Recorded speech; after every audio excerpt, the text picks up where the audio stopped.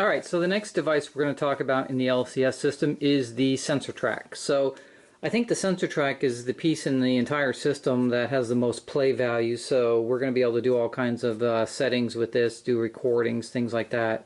And this is the piece that, most people, if you're going to buy one piece out of the LCS system, this would probably be the piece to get. So basically the sensor track is just a 5-inch piece of fast track that has two buttons on it. There's a program button, an LED, and a record button, an LED. And then it has two corresponding infrared receivers or sensors in between the center and outer rail embedded in the track.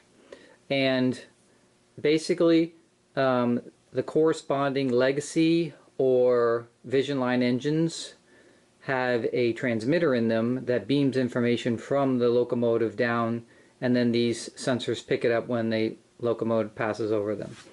And most of the engines from, I think it's about 2010 and on, have the transmitters built into them. The Vision Lines were earlier, so they were some of the first ones to have them in it, and then the regular legacy engines later on, so that's around 2011, late 2010-11. So it's going to vary depending exactly when the engine was made, but most of them from that point forward, and all legacy engines today have the transmitter built into them.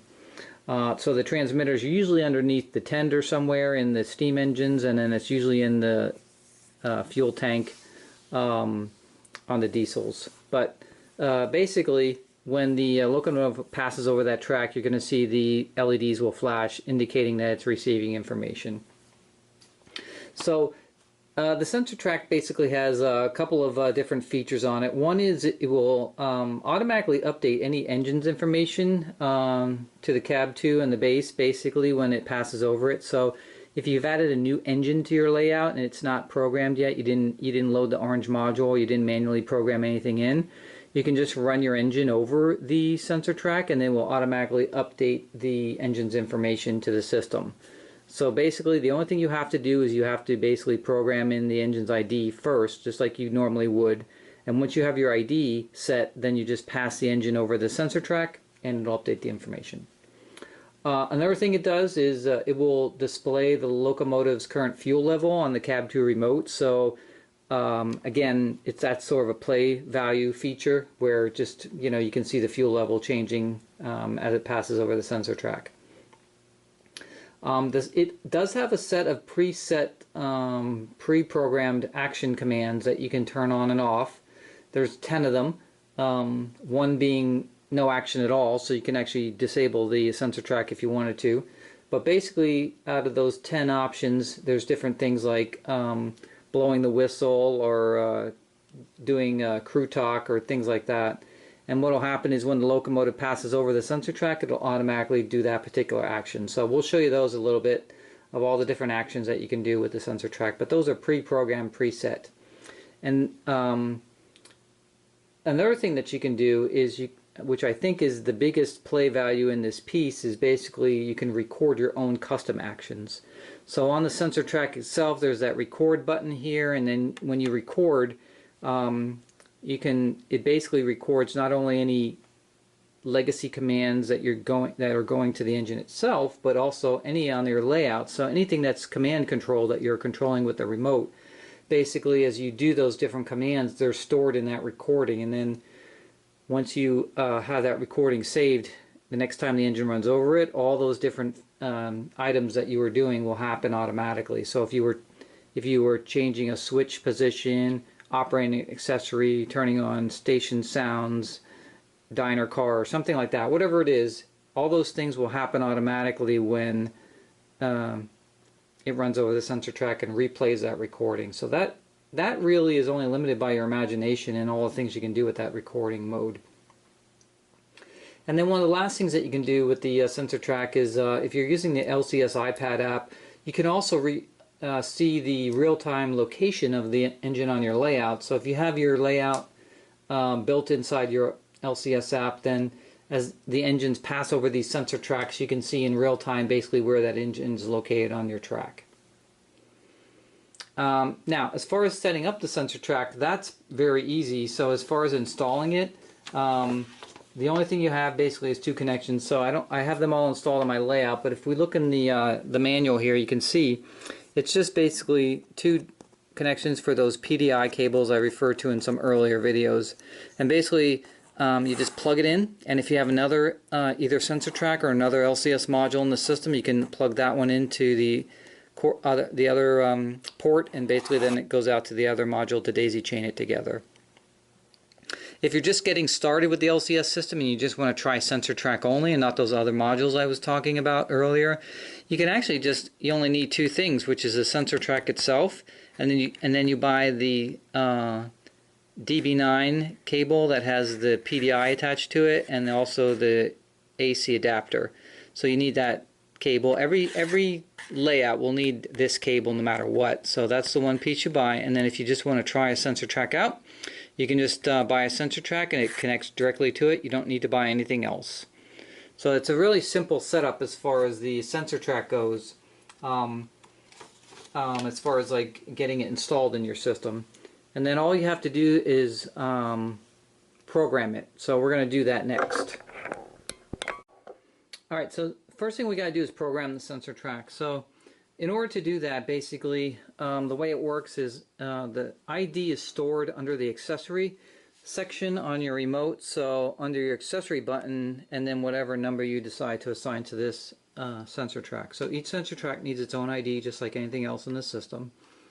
And because it's being assigned under the accessory button, you have to keep in mind that if you have any accessories assigned through the ASC2 controllers like I do on my layout, that you don't want to use the same number accidentally and overlap it, because unlike the other pieces like switches and tracks and everything else that sort of were separate buttons on the cab too that go with each of the modules in the LCS system, this is sort of a little bit of an overlap where the sensor track is also using the accessory button in addition to the ASC2 controller. So basically, I want to make sure I don't overlap the numbers. And so right now on my layout I have 4 ASC2 controllers with 8 IDs each. So I've got basically 32 up to 1 through 32 IDs already taken.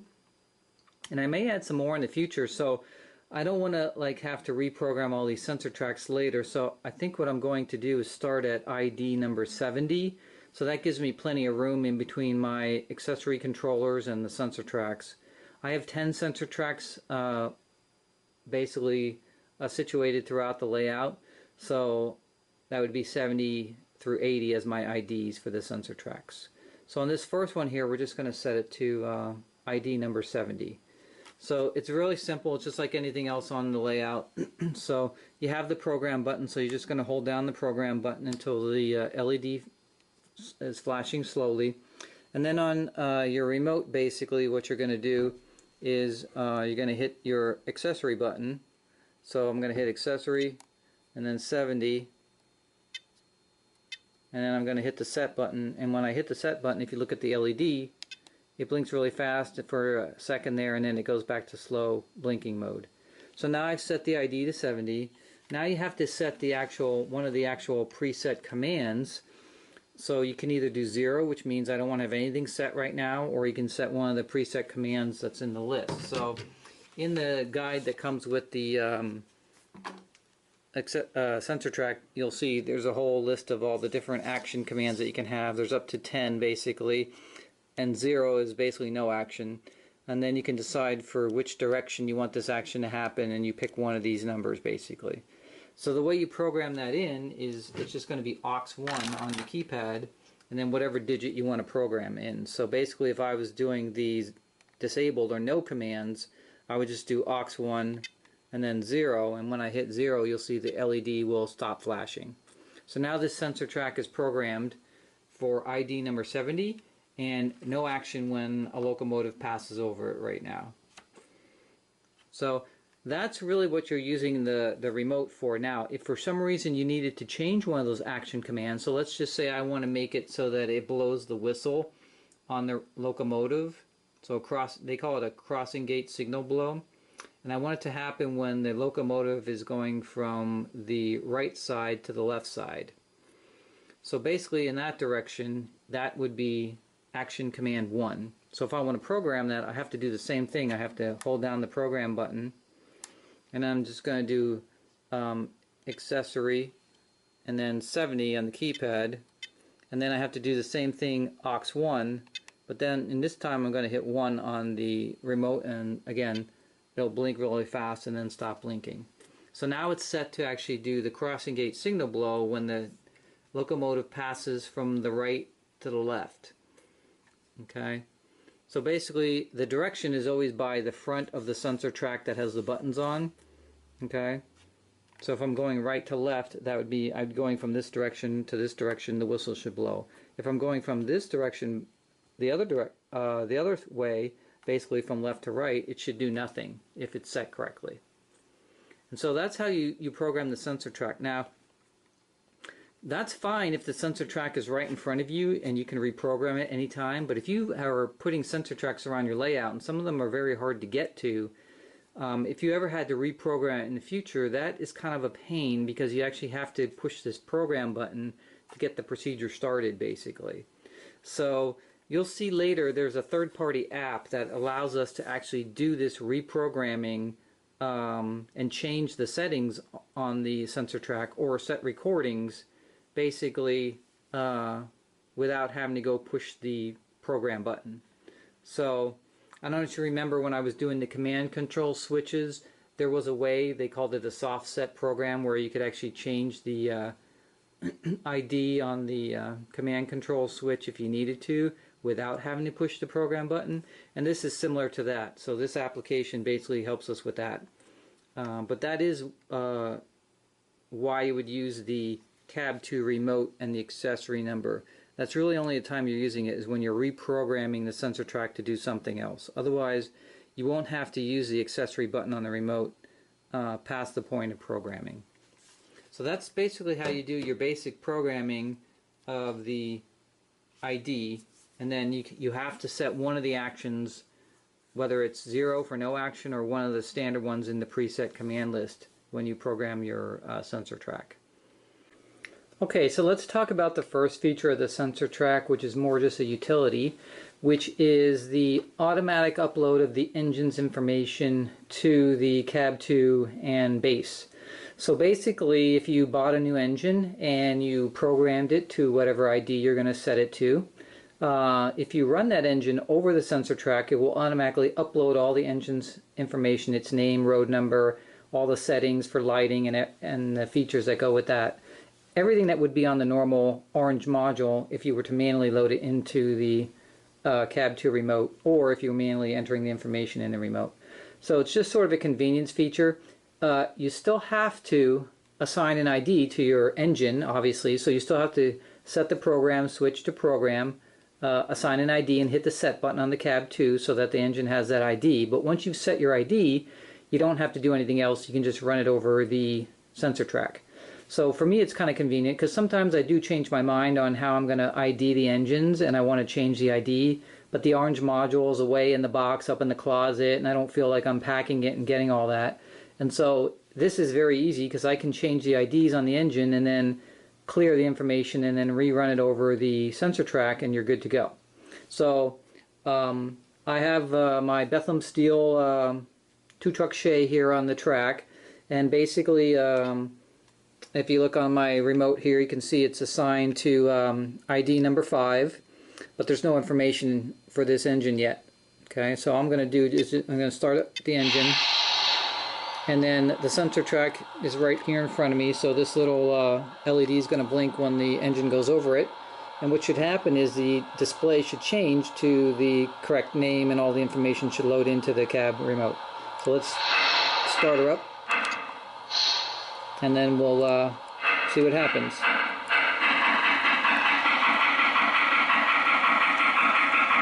So it's about to hit the sensor track. So you can see, as soon as it hit the sensor track, it loaded the information. Now, unfortunately, they spelled Bethlehem wrong. They spelled it Bethlehem. So I guess there's a Chinese to English translation issue there. But that is actually the way it was on the orange box too that I pulled it out, they spelled it incorrectly there, so that makes sense why it's spelled incorrectly here. But besides that, you can see it did load all the engine's information in here. So if I went to info and I scrolled through it, you can see it's all set correctly: steam switcher, legacy mode, legacy rail sounds, etc. So that's just an example of a quick way that you can get your engine's information loaded by just running it over the sensor track, and you're good to go. And again, the nice part about it is if you do want to change IDs on your engine, you know, you have to clear out your engine out of your remote. You can't just change the number and then reassign it an ID, and then you don't have to go find that orange module. You just run it over the sensor track and it'll reload the information for you, so you're good to go. Now, I do want to show you something I did run across that had me a little perplexed for a little bit. And so I'm going to show you something on a little problem that the system does have when you're trying to load these modules, if you happen to be using the LSU utility. So let me just move the camera over there and we'll show you what's going on with that. Okay, so here we are. I have the legacy system utility opened up, and it is connected through the Wi-Fi to the base. And basically it has all my engines in here, all the engine data that came from the base. And so if I scroll over here to engine number 5, you can see there's the Bethlehem Steel Shea, and basically it has all its information. But let's just say, for the sake of argument, I wanted to make this engine 6 instead. So I can't change the engine number here. I have to actually, basically reset the engine, because otherwise I lose all the information. So basically, for 5, I would have to clear the engine. And there is a button right here that says clear engine. So right through the system utility, if I decide I'm just going to clear this engine, I hit the clear button and I say, okay, yes, I do want to clear the engine. And so if I go back to my Cab 2 remote, you can see on the remote now, it just says Cab 1 mode, engine 5, it's all gone. Supposedly the information is gone. So if I changed my engine ID and I ran it over the sensor track, it should update this again. But what happens is when you clear it through the system utility, for some reason, when you go run your engine over the sensor track, it will not reload the data for the engine. And it looks like there's something wrong with either the engine or the sensor track. And so I was playing with that, and because I did this actually first, and so I thought there was something wrong, and it took me a while to figure out that it's actually not the sensor track. It has something to do with this utility, and for whatever reason it must not be, I'm guessing, clearing out something on the remote that's the engine is recognizing that it's still there for some reason. So if we go over here to the sensor track again with the engine, if I start up engine 5 again and I run it over the sensor track,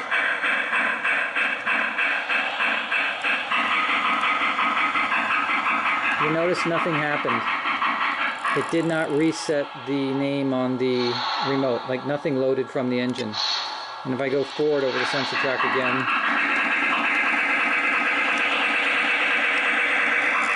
nothing's happening. It won't load any engine information for whatever reason. Okay, so I'm going to shut down the engine here. Tower, we're in the clear, going to beam. Out.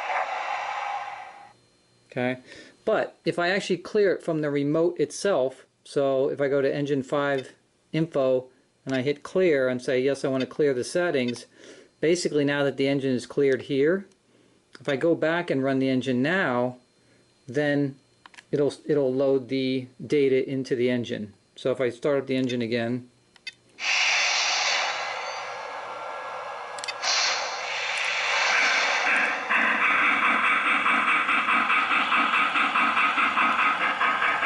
and you can see it immediately loaded the data back in the engine now.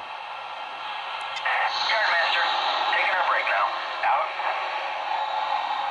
So there seems to be some bug in the LSU utility that does, I don't know what's going on there, but it doesn't seem to, it seems like something is not cleared when you're clearing it, even though it looks like it is on the remote. But for whatever reason, when the engine runs over the sensor track, it just will not reload the engine's information. So if you are clearing anything through the LSU LSU utility, I suggest that you also clear it through your cab 2. Or instead of using the LSU, actually clear it through the cab 2 instead. Because if you do it that way, the next time you run that engine over the sensor track, it will load the information. Now, I did find out that if I used a different number, like if I had used engine number 6, a number that's not been previously used, then it would load the information.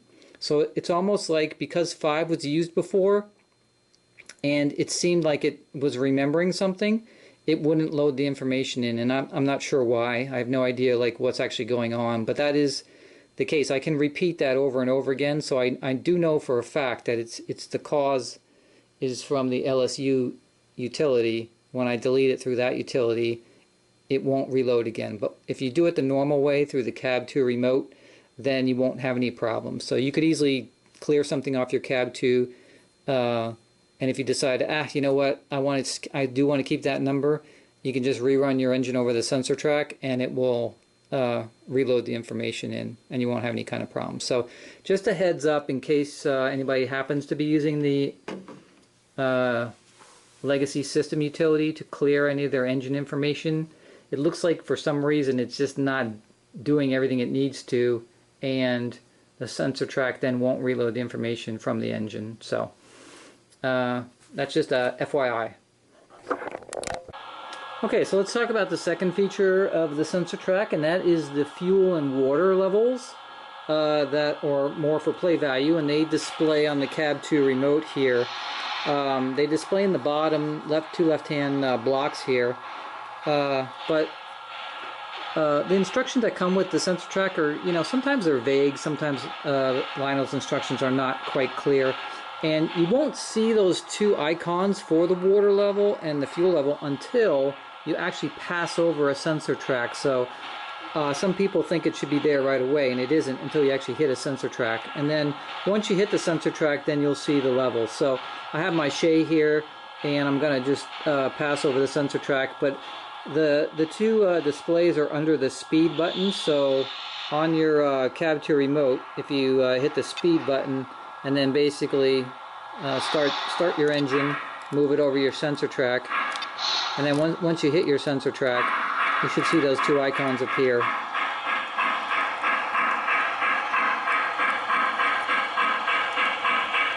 So you can see down here, hopefully you can see it on the video, but in the lower left corner there's a fuel and a water level right here.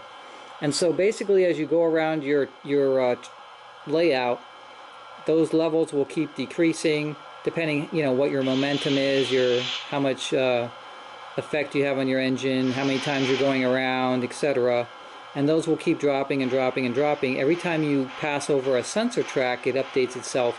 And so basically, when you get down to where you're near the empty level for water or fuel, then you can use the normal buttons on the remote to either load water or add fuel. So if you were doing fuel, it's just the reset button to start the fueling sequence.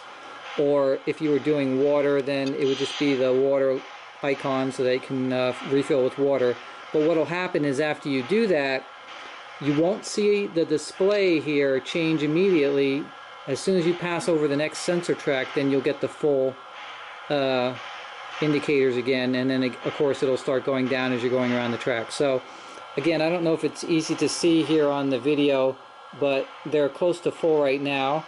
So I'm going to run it around the track a couple times, and then we're going to come back and look at it, and then we'll watch it as it refills.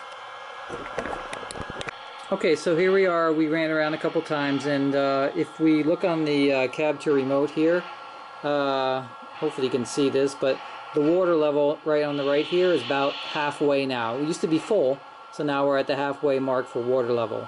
So to fill up with water again, I'm just going to go back to aux 1 and the key for loading water.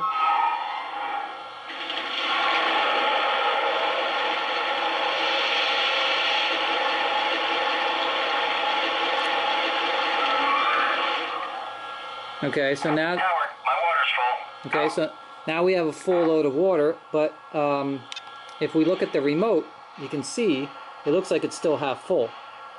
So what we're going to do is pull over the sensor track here.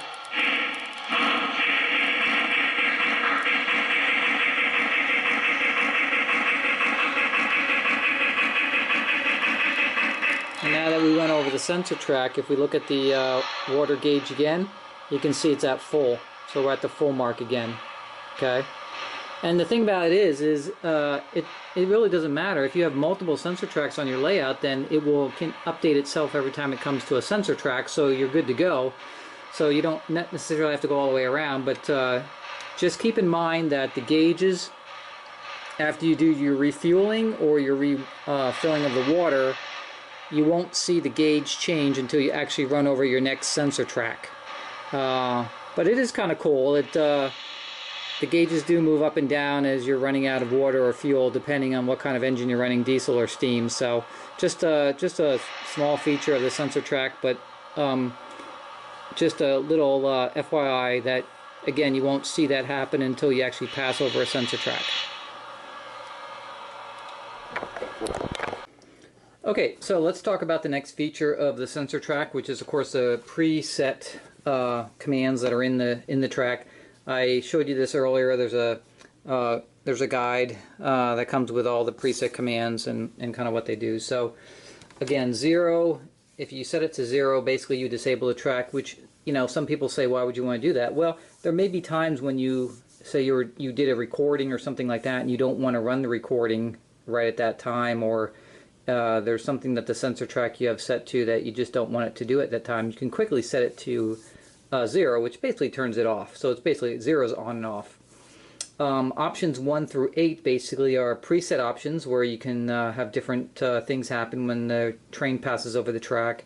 And then 9 is basically to play the user recording if you actually did a recording. So you can't have a preset command and a recording on the same sensor track. So you have to pick, you know, either one of the presets, 1 through 8, or number 9, which is using the recording instead. So, but let's just quickly show you just a couple of the presets that you can do on here. So if I look in the guide here, it basically will show me when I set these presets which direction that the engine will trigger that preset. So for example, if I set it to action number 2, what will happen is when the train is going from right to left, so from this direction over to here, it shouldn't do anything, so nothing should happen.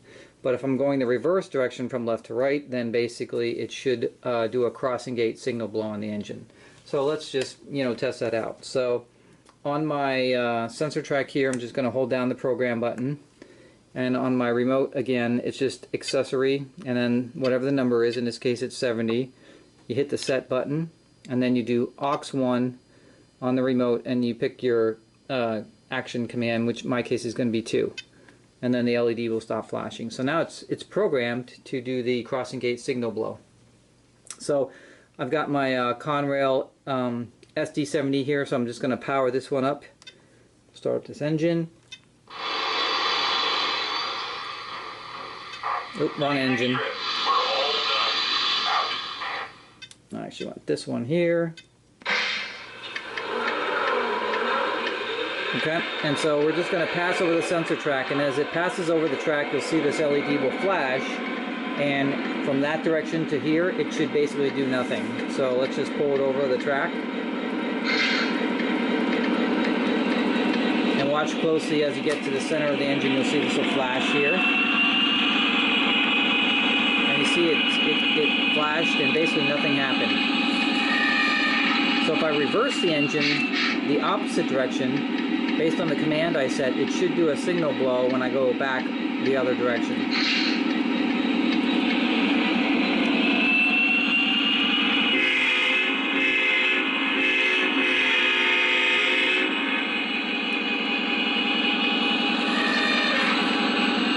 So you can see very quickly that it did what it was supposed to do.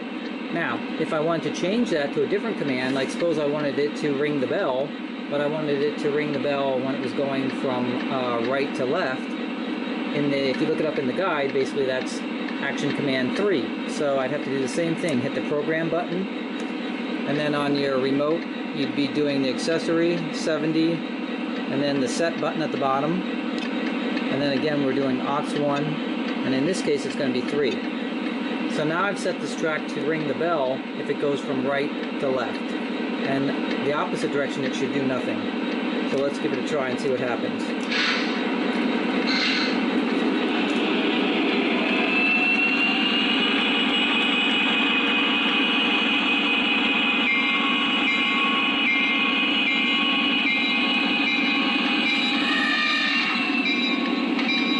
So you can see that after I passed over the sensor track, it rings the bell for 10 seconds. If I reverse over the other direction, it should do nothing.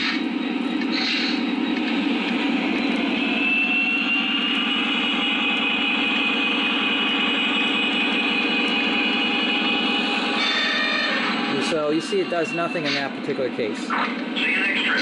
We're all done. Out. So basically that's all you do to pick your preset action commands. And so we've got, in the list here, we've got things like crossing gate signal blow, turn on the bell for 10 seconds. You can start the crew talk dialog for journey ending, journey beginning, and then vice versa. If you want to do the opposite, you can do journey ending, journey beginning, depending on the direction you want it to happen. There's also dialogue for go to slow speed and go to normal speed, and then vice versa in the other direction for that. So you have a basic set of commands that you can use. So some of these things you can use, for instance, if you set this sensor track right before a passenger station or a crossing gate and you want the either the bell to ring or the whistle to blow, you can do that and have some preset commands. Now, of course, the most,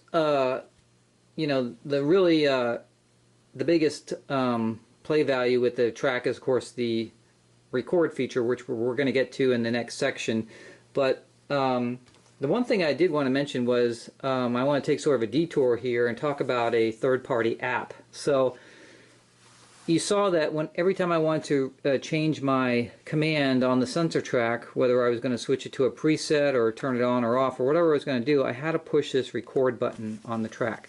And that's fine for right where I am right now because I'm on the front of the layout. The track is right here. I can push that really easily. It's not a problem. But I have these tracks situated throughout the entire layout. So, if I pan back here, you can see, across my layout, all the different areas I have here. There's tracks. I've got 10 of these tracks spaced out all over the layout. And some of them are not in a position where I can quickly get to them and reach them if I wanted to just quickly switch. And so, basically, a third-party company called Hyrail has come out with an app for the iPad, and it has a lot of neat features on it, and it's only $9.99.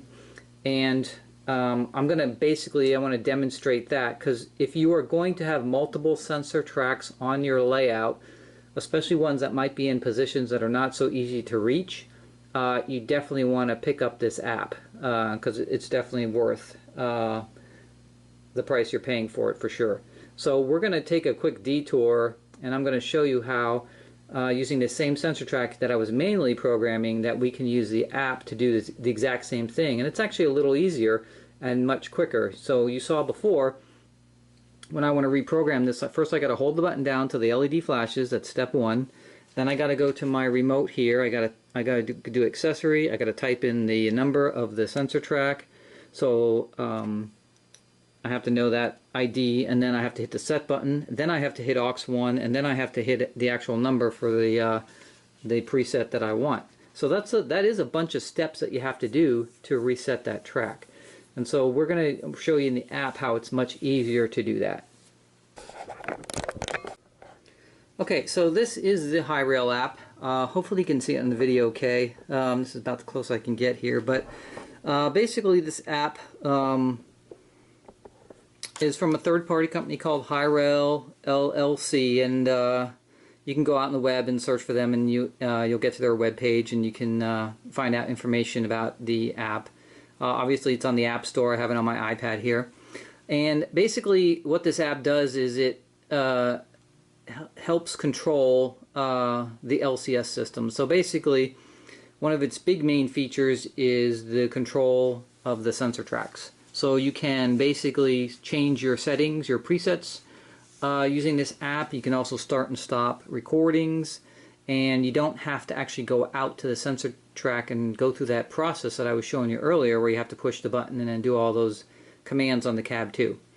So first thing you need to do obviously is connect it to your LCS system. So if your iPad is connected to the network LCS is on, or if you're doing like I am with Access Point, it should be a green a railroad rail basically here if it's connected, and it'll tell you the network and it's connected to. If it's red like that, that means it's not connected. So if you open up the app and it's not connected, you just have to make sure first your iPad is connected to the network correctly, etc. But otherwise, you can just hit the rail, and then when it turns green, you're now connected to your LCS system.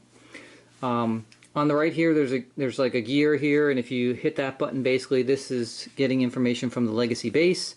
And you can see here, this is the name of the railroad and the version I'm currently on for the legacy system on the base. So basically you can change this right here if you wanted to. You could just type right over it. You just, basically do the edit. And then you can backspace over what you want for whatever you want to do there. And then basically, type in what you need. And then you just hit save. And then when you hit done, then your base will be updated, and basically now you've changed it to whatever name you wanted to change it to. It does have this Wi-Fi symbol here on the other side of the rail, and that's just showing you the name of your Wi-Fi module, and then some info on that module if you hit the info button right there. Okay, but its main part of the screen here that you're looking at is this section right here, which is basically listing all the LCS devices you have on your system. So it will go out and then search for all the LCS devices and discover them automatically, and then they'll be listed here. So you can see on my system I got 10 sensor tracks, I got 4 accessory controllers. I don't have any switch throw monitors because those actually haven't been released yet, but when they do get released and I install them, then I will have some of those on there. I have 1 block power controller, and I don't have any serial port controllers because I don't have any of the older engines. I'm just using strictly legacy on mine. So it's listing all these things out, and if you touch any one of these, obviously it's going to give you some information on those. So you can see on my layout here, it's listing my sensor tracks from 70 through 79. So I have 10 sensor tracks that I've ID'd on the system, and these are all those tracks. So right here in front of us, right next to the iPad, I have sensor track 70, which is the first one in the list right here. And if I touch that one, it will then bring up the sensor track's name and the accessory ID it's currently set to. And then it will also tell me the setting that it's currently set at. And what's really nice about this, which I like a lot, is it has the 2 left and 2 right indicators here to tell you which action is happening depending which way the locomotive is going over the sensor track. So, when I was using the paper guide that came with the sensor track itself, I would always I'd have to, because they list it left to right, right to left, etc. But this is really nice because it just has a little visual arrow, so you don't even have to think about it. You just to the left, to the right, and that's what's going to happen for each of these actions. Now, if for some reason I want to change one of those actions, then I just tap on that action and it brings up the list of all the possible actions that I have. So this is the same list that's in the paper guide that comes with the sensor track.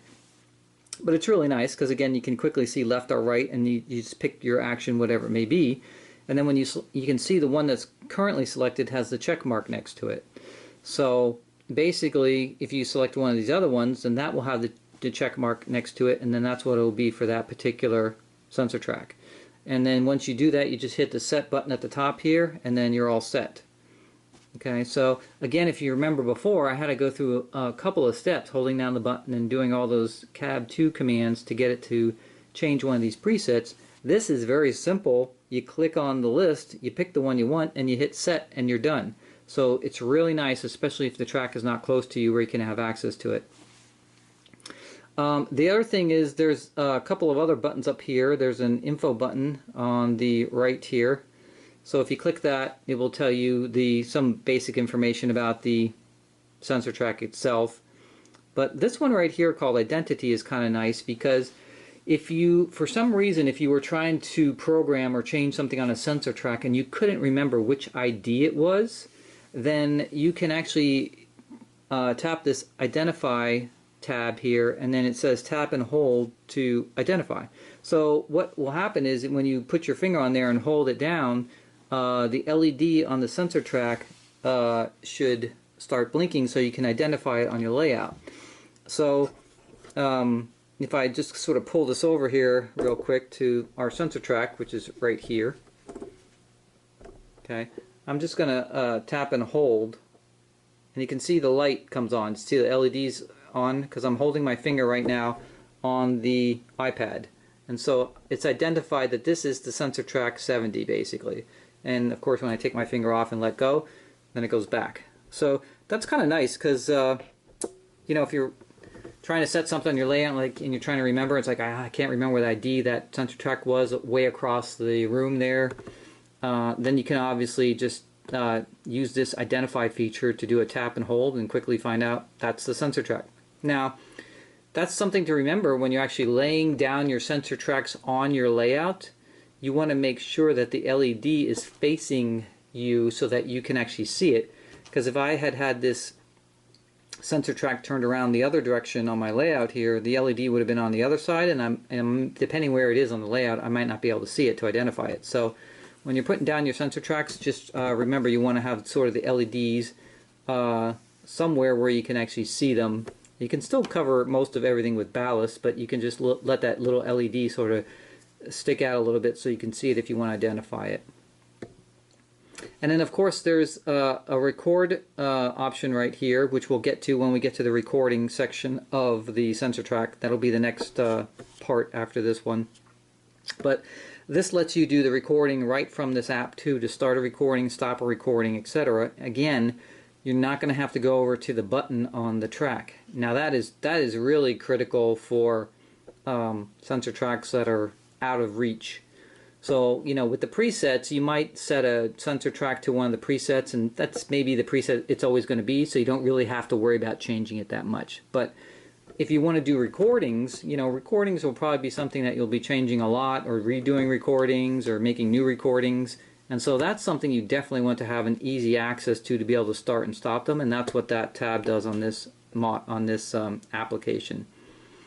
So you can see right now for my sensor track 70, it says when I go to the left, it's going to ring the bell, and when I go to the right, nothing's going to happen. So I have my Hyrail SD70 here. We're going to run over it, and we're going to see if that works. And then we're going to change it right through the app, and I'm going to show you how easy that is. Just by a couple of taps on the iPad, and you're ready to go. So for right now, it should ring the bell when we go to the left. So I'm going to just pull this away for a second, pull this over. And I'm going to start up my engine here. I'm going to go over to the sensor track right here. So we're going to start up the engine. And we're going from right to left, so it should ring the bell.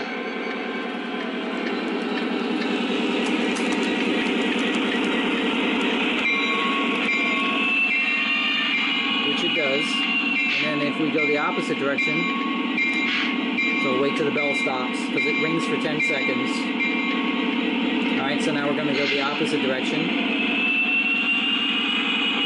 And nothing happens. So that's the current setting that it's at right now. Okay. So now if we look at the Hyrail app again, we're going to click the drop down there for all our choices, and we're going to change it now. So we're going to say when we go to the left, nothing's going to happen, but when we go backwards to the right, I want to do a crossing gate signal. So you can see that this is now checked here, and I'm going to hit the set button.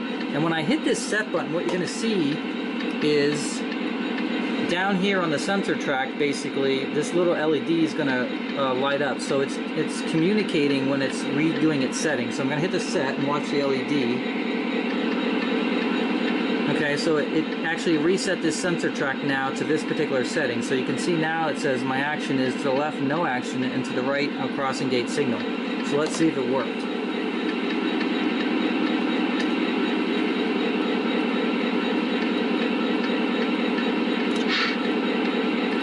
And nothing should happen when I go over this direction.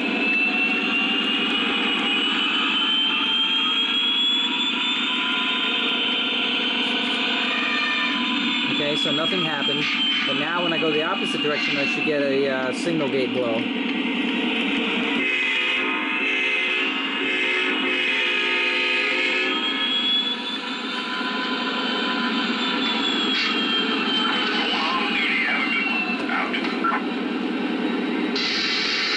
Okay, so you can see that using this app is like really nice. This is the best $9.99 that you'll ever spend for any app related to the LCS system. So it's really nice. You have all these things right here, and it's basically a tap and a set. And now this track is programmed to whatever I just chose off the list there. And again, one of the really nice parts is there's no thinking, because it says 2 left and 2 right. I really like the way they set up this screen right here. They could have just put a number there, just like they had in the manual, but this is just so much nicer when the way they've set this up right here. So basically, you know, same thing with this. You can see here, if I click the ID thing, it tells me what this accessory ID is on here, and then you have all these IDs checked, and you can actually change the ID right here also. So again, instead of going back to that program button, if you needed to change the ID for some reason, if you had a conflict, you can actually do that. So it's letting you do a lot of things that you would have to do by pushing that program button manually. And again, if you want to change it, then you just pick your ID and hit set. Okay, so you have the sensor track name, which you can also rename if you want to. So by default, it just puts sensor track and then whatever the ID is. But suppose I wanted to rename this to some specific, like sensor track passenger station, or whatever it was, to identify its location rather than using the actual ID number, then I could do that. So you could actually rename all these sensor tracks to where they actually are in the layout, or what kind of building they're in front of, or whatever it is. And it's really nice because there's nothing you can really do with that on the Cab 2 remote, really. It's just because on the Cab 2 remote you just have the ID number basically for that track. So it has a bunch of features in it that they've thought of really nice, and I'm assuming they're going to be adding more stuff to this app, as time goes on, if they come up with more things, or if the LCS system gets more features added to it, etc. But that is a very nice, easy way to be able to change any setting on your sensor tracks that you have around your layout. Now, obviously, if you just have one sensor track on your entire layout, well then, is the app worth it? Well, maybe not, because then obviously you just have one sensor track. It's not that hard to push the program button and make your setting changes, whatever it may be.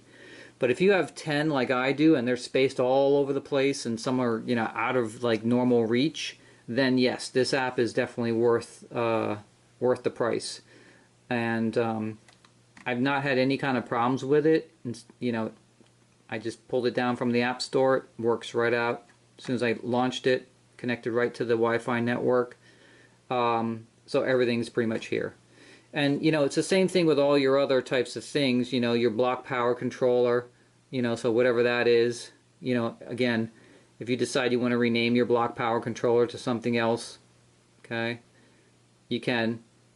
It tells you the ID it's in right now, etc. You can identify it again. So if I tap and hold this, over on the actual block power controller itself, there's an LED on there, of course. And if you had a whole bunch and you couldn't remember which one was which, you could do the same thing with the tap and hold, and it would turn on the LED so you could tell which one it is. And then, of course, it has the same info button right there. Okay, so same thing with all these different things. So you got block power controllers, accessory controllers. These are my accessory controllers right here, the starting IDs for each of these. So that's starting ID 1 through 8. That's 9 through 16, 17 through 24, and then 25 through 32.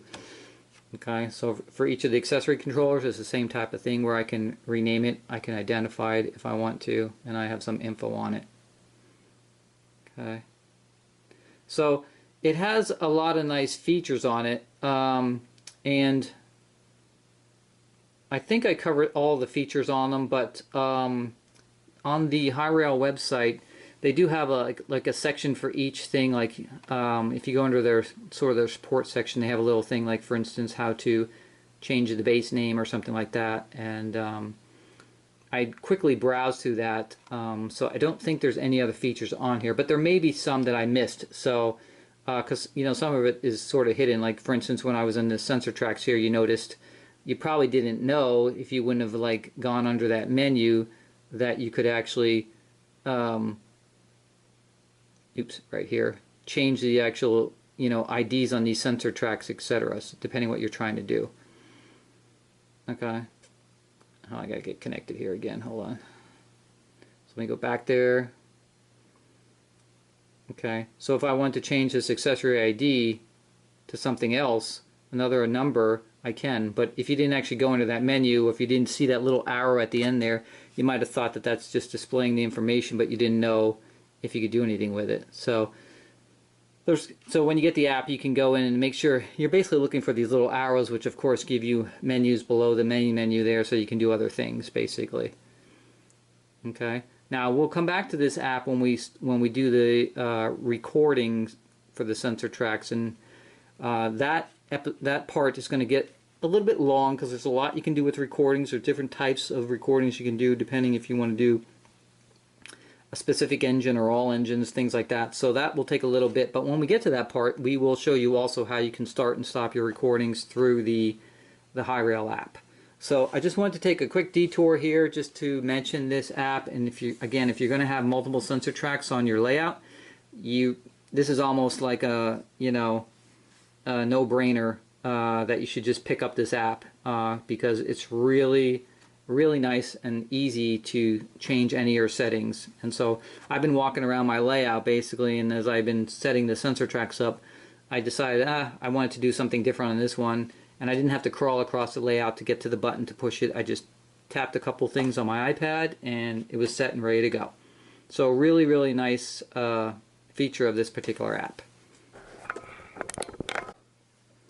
Okay, there was another feature I forgot to mention. I haven't had to use it because mine connects right to the network. But if for some reason you had to manually put in the IP address or something for the network that you need to connect to, you can see right now I'm not connected to the network. So they have a feature called the address utility. So if you put your finger on and hold down the red rail button, basically, it'll bring up this address utility right here. And then you can actually set the actual manual address for that you need to for this particular one, whatever it's assigned to in your router, whatever it may be. So you can see these are all changeable to whatever you want to change them to, basically. So you can do that, and then obviously you're going to hit the connect button once you get that done. I don't think anybody's really going to need to do that. It's nice that it's there and they thought of that. So if you have some kind of a complicated home network setup and for some reason you need to put in a static IP or whatever it may be, that feature is there. But again, that's something that's not obvious when you're in the app. Like if you didn't know to hold down that rail icon, then you might not know there's something underneath it. So I recommend if you do get this app that you go out to their website, and they have it's a very simple web page. It's not complicated, but it gets the job done. And if you go out to their web page, they'll have anything that you basically can do with this app listed out there, and then how to do it. So I think this was added in this summer sometime. So that's available for you guys that have some kind of a complicated network set up at home and you need to manually put in the IP address to get connected.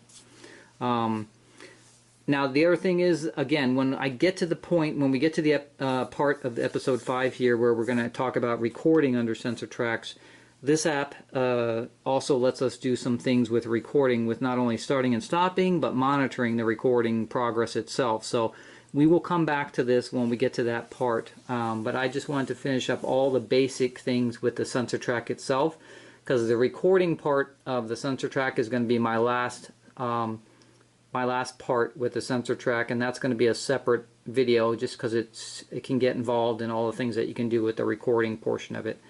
But I have gone through all the basics of the sensor track, its main features, and then also the basics of the Hyrail app here, so that again, if you're going to have multiple sensor tracks, I highly recommend that you get this app.